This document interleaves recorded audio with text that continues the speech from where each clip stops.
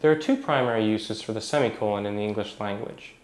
The first is to separate two closely related independent clauses within a sentence. If you use a semicolon, there's no need to include a coordinating conjunction such as and. The second use for a semicolon is to separate items in a list when the items are long and complicated or contain internal punctuation such as a comma.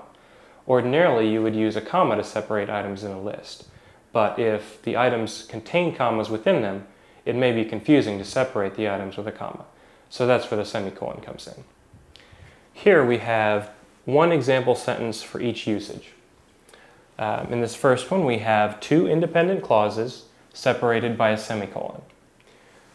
So each of these clauses could stand on its own as a sentence, but we've chosen to combine them into a single sentence, and we do so with a semicolon. It's proper to use a semicolon in this sentence because the two phrases, I went to the doctor and he told me I had the flu, are very closely related to one another. Hearing that you have the flu is a direct result of going to the doctor.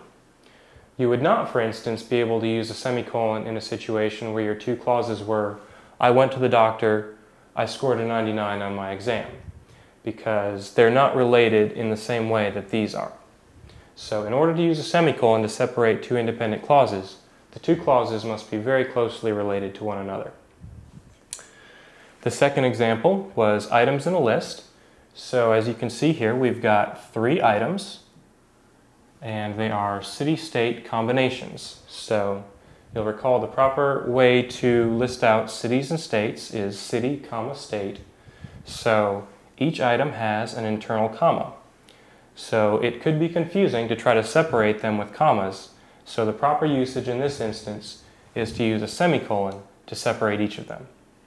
So these are the two primary uses for semicolons in English.